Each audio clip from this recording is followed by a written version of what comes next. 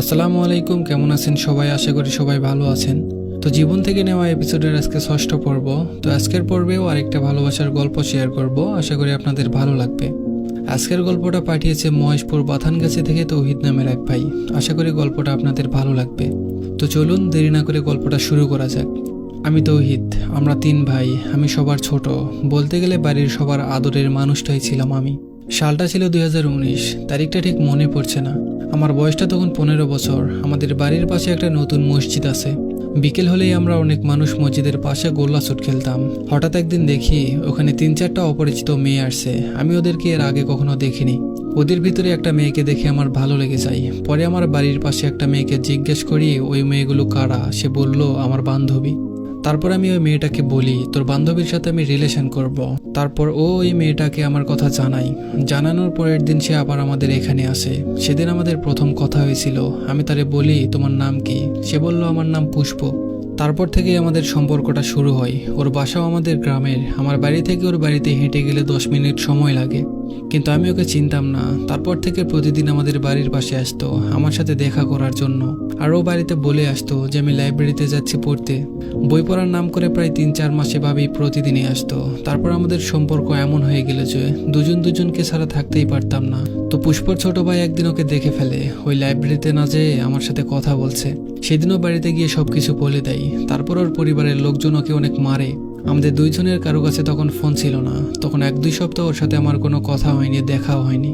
এরপরে ও একজনকে দিয়ে খবর দিয়েছে আমাদের বাড়ির পাশে হিন্দু পাড়া আছে, ওখানে আমি যেন বিকেল 4টার সময় যাই আর ওর সাথে দেখা করি। আমিও তো অনেক খুশি, অনেকদিন পর ওর সাথে দেখা হবে, কথা হবে। আমি ঠিক 4টার সময় চলে যাই। গিয়ে দেখি ও আরো আগে এসে আমার জন্য অপেক্ষা করছে। তখন আমরা দুজন দুজনকে দেখে জড়িয়ে ধরি। কিন্তু সেদিনও আমাদের কপালটা অনেক খারাপ ছিল। ওখানে ওর ছোট ভাই আবারও দেখে ফেলে আমাদের দুজনকে। আর সেদিনও ওর ভাই ওকে অনেক মারে আর বাসা থেকে বের হতে দেয় না। তারপর থেকে আর ওর সাথে যোগাযোগ করতে পারিনি। ওকে না দেখে আমি থাকতেই পারছিলাম না। তখন কি করব কিছুই বুঝতে পারছি না। তারপর হঠাৎ একদিন দেখি ওদের বাড়ির সামনে একটা বাড়ির কাজ চলছিল। তখন আমি ভাবলাম আমিও রাজমিস্ত্রির কাজ করব। আমি সেই দিনই সেই কন্ট্রাক্টরের সাথে যোগাযোগ করি আর বলি কাকু আমি কাজ করতে চাই আপনাদের সাথে। সেই কন্ট্রাক্টর আমার মুখের দিকে তাকিয়ে হাসতে হাসতে বলে তুমি কাজ করতে পারবে না। কিন্তু আমি অনেক জেদ করি আর বলি আমি পারবো, সব কাজ করতে পারবো।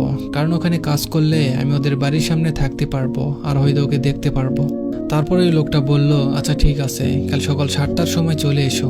আমি অনেক খুশি, কিন্তু রাতে আমার কিছুতেই ঘুম আসছিল না।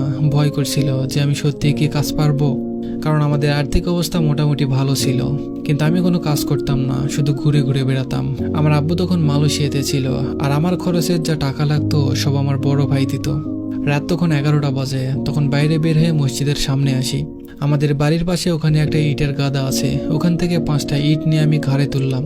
দেখলাম না ইট 5টা আমি নিতে পারছিলাম। তখন আরো ভালো লাগলো, মনে হলো কাজ করতে পারবো আমি। পরের দিন আমি 6টার সময় চলে যাই কাজে। গিয়ে দেখি পুষ্প বাড়ির উঠান ঝাড়ু দিচ্ছে। সেদিন যে এত খুশি হয়েছিলাম কাউকে বলে বোঝাতে পারবো না। এভাবে আমাদের দুজনের সম্পর্কটা অনেক ভালোই যাচ্ছিল। একদিন আমাদের দুজনের মধ্যে অনেক ঝগড়া হয়। আমি অনেক রাগ করি ওর উপর। আরও আমার রাগ ভাঙানোর জন্য ওর বান্ধবীর ফোন দিয়ে আমার আম্মুর ফোনে ফোন দেয়। আমার আম্মুকে বলে কাকি তৌহিদের কাছে দেন। তারপর আম্মু আমাকে বলে পুষ্পা কথা বলবে। ও আমাকে বলল আমি বাজারে আসছি ডাক্তারের কাছে, আপনি আসেন। আমি বললাম আমার কাছে টাকা নেই, আমার কাছে গাড়ি ভাড়া নেই। ও বলল সমস্যা নেই, আপনি চলে আসেন একটা গাড়ি নিয়ে। আমি তখন একটা ভ্যান নিয়ে যাই। যাওয়ার পরে যখন ওকে বললাম ভাড়া দিতে, ও তখন বলল ভাড়া পরে দিচ্ছি, আগে এই ভ্যানে ওঠো। দুজন খরিংচে কাশিম পার্কে ঘুরতে যাব। তারপর দুজন ঘুরতে গেলাম পার্কে, কিন্তু টিকিট লাগবে। ও আমাকে 300 টাকা দিল। 60 টাকা দিয়ে 2টা টিকিট নিলাম। তারপর দুইজন ভিতরে গেলাম। দুইজনে অনেক ঘোরাঘুরি করে বাসায় চলে আসলাম। তার কিছুদিন পরেই আমরা দুইজন 2টা ফোন কিনি। তারপর থেকে আমাদের ফোনে কথা বলা শুরু হয়। আমরা প্রতিদিন 8 থেকে 10 ঘন্টা কথা বলতাম। হয়তো 15 মিনিট কথা বলতাম আর বাকিটা সময় শুধু ভিডিও কলে ওর দিকে তাকিয়ে থাকতাম আর ও আমার দিকে তাকিয়ে থাকতো। একদিন আমি বন্ধুদের সাথে আড্ডা দিচ্ছিলাম। তখন হঠাৎ দেখি ও একটা ভ্যানে করে বাজারের দিকে যাচ্ছে। আমি তখন একটা বন্ধুর সাইকেল নিয়ে ওর পিছনে পিছনে যাই, কিন্তু ও তখনও আমায় দেখেনি।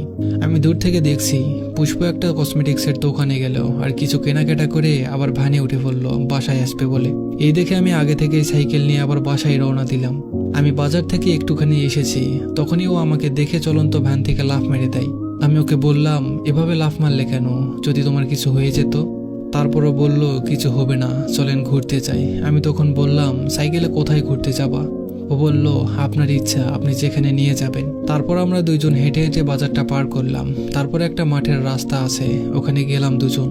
আমি সাইকেল চালাই আর ও পিছনে বসে আছে। কিছুক্ষণ পর ও বলে উঠলো, আপনি সাইকেল চালাতে পারেন না, আমার কাছে দিন, আমি চালাচ্ছি, আপনি বসে থাকেন। আমি দিতে চাইনি, তারপরেও জোর করে নিল।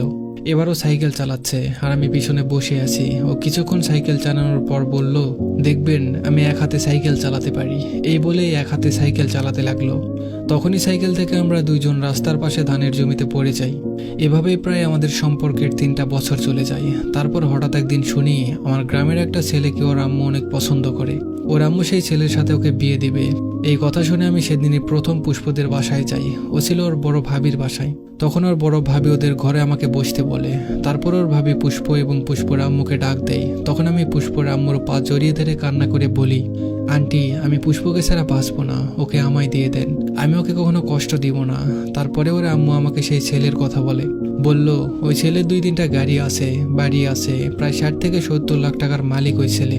আর তখন আমি এত কান্না করি যে আমার কান্না দেখে ওর আম্মু আমাকে বলে, আচ্ছা ঠিক আছে, তোমাকে 5 বছর সময় দিচ্ছি আমি। এই 5 বছরের মধ্যে আমার মেয়েকে বিয়ে দেব না, কিন্তু এই 5 বছরের মধ্যে তোমার ওই ছেলের মতো হয়ে দেখাতে হবে।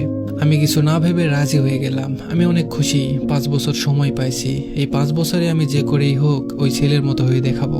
এই জন্য আর আমি দেশে থাকতে পারলাম না, মালয়েশিয়া যাওয়ার জন্য নিয়ত করলাম। ও আমাকে তখন বলে, আপনি চান যে আমার আম্মুকে দেখিয়ে দেন যে আপনিও পারেন, আর আমাদের ভালোবাসাটাও সত্যি ছিল। তারপর পাসপোর্ট করলাম। অনেক শখের বন্ধু, মা, ভাই সবাইকে ছেড়ে 2023 সালের 21শে ফেব্রুয়ারি রাত 11:50 আমার ফ্লাইট হয়। অনেক মানুষের কাছে শুনেছি দেশ ছেড়ে বিমানে উঠলে অনেক কষ্ট হয়, কিন্তু বিশ্বাস করেন আমার এক ফোঁটাও কষ্ট হয়নি। আমি অনেক খুশি ছিলাম যে আমি মালয়েশিয়া পৌঁছে গেলে আমি অনেক টাকার মালিক হব এবং পুষ্পকে বিয়ে করতে পারবো। মালয়েশিয়ায় পৌঁছানোর পর ফোনে অনেক কথা হতো আমাদের। এভাবেই একটা বছর কেটে যায়। কিন্তু আস্তে আস্তে তার ভেতরে অনেক পরিবর্তন দেখলাম। সে আর আমার সাথে তেমন কথা বলতে চায় না, অনেক ইগনোর করে, ফোন দিলে কেটে দেয় আর নানান রকম অজুহাত দেখায় যে আব্বু আছে, আম্মু আছে, ভাইয়া ফোন দিছে। তার কিছুদিন পর আমার একটা বন্ধুর সাথে ওর ছবি দেখে এক জায়গায় ঘুরতে গেছে। এভাবে আস্তে আস্তে অনেক মানুষের সাথে সে সম্পর্ক করে ফেলে। আর আমার সাথে মাঝে মধ্যে কথা বলতো, তাও অনেক অল্প কথা বলতো, 1 থেকে 2 মিনিট। তারপর তো একদিন সে বলেই দিল, আপনাকে আমার আর ভালো লাগে না, আর আপনি আমার চাইতে অনেক ভালো একটা মেয়ে ডিজার্ভ করেন। বাই, আর ফোন দিবেন না, মেসেজ দিবেন না। আজ অনেক দিন হয়ে গেল তার সাথে কথা হয় না, দেখা হয় না, যার জন্য ঘর ছাড়লাম, দেশ ছাড়লাম, মা বাবা, ভাই বোন সব ছাড়লাম। আর সেই মানুষটাই আমার নেই। জীবনটা সুন্দর ছিল, কিন্তু একজনের মায়ায় পড়ে জীবন তো লাশ হয়ে গেলাম। সবশেষে আমি সব মেয়েদেরকে একটা কথাই বলতে চাই, কখনো একটা ছেলের জীবন নিয়ে খেলবেন না। আর ছেলেদেরও বলতে চাই, কখনো কোনো মেয়ের জীবন নিয়ে খেলবেন না। আপনাদের এই জীবন নিয়ে খেলার জন্য একটা মানুষের জীবনটাই নষ্ট হয়ে যায়। যাই হোক, সবাই আমার জন্য দোয়া করবেন। আর পুষ্প, তুমি আমারে পারলে মাফ করে দিও। আমি হয়তো তোমাকে তোমার মতো করে ভালোবাসতে পারিনি। তো এই ছিল আজকের গল্প। আশা করি আপনাদের গল্পটা ভালো লেগেছে। গল্পটা ভালো লাগলে অবশ্যই কমেন্ট করে জানাবেন। আর বাস্তব জীবনের এমন গল্প পেতে অবশ্যই চ্যানেলটা সাবস্ক্রাইব আর পেজটা ফলো করে দিবেন। তো সবাই ভালো থাকবেন, সুস্থ থাকবেন। ধন্যবাদ সবাইকে।